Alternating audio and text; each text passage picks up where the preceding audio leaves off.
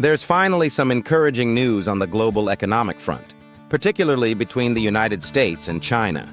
In today's update, I'll break down recent developments that could positively impact millions of Americans, especially those concerned about inflation and job security. If you've been worried about rising prices due to tariffs or increasing layoffs as consumer spending weakens, this update is for you. China has just made a major announcement that could bring some much-needed relief to U.S. businesses and workers. U.S. Economic Snapshot. This morning, it was reported that the U.S. GDP shrank by 0.3% in Q1 2025. While not unexpected, this does place the economy just one quarter away from officially entering a recession. Alongside this, major employers are making tough cuts. UPS, for instance, is laying off 20,000 workers and closing 73 facilities. Layoffs are also rippling through trucking and retail. Many truckers report receiving notice of termination effective as early as June or July, and some are already struggling to get shipments. This paints a concerning picture for the logistics sector. What's happening in China? But here's where the positive news comes in. China has announced a new list of U.S.-made goods that will be exempt from its 125% retaliatory tariff. This move is a response to economic pressure in China, where factory closures and unpaid wages have sparked widespread worker protests. This is significant because China, like the U.S., had imposed steep tariffs, China at 125%, the U.S. at 145%, as part of an ongoing trade battle.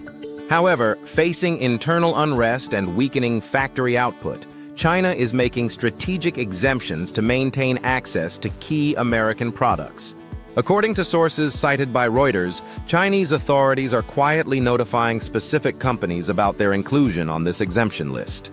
While the full list hasn't been publicly disclosed, it's expected to include categories like pharmaceuticals and advanced technologies, products that China heavily depends on. Why this matters to Americans. This exemption list could slow down job losses in the U.S. By allowing Chinese buyers to continue purchasing select American goods more affordably, demand for those U.S. exports remains stable, supporting jobs and production here at home.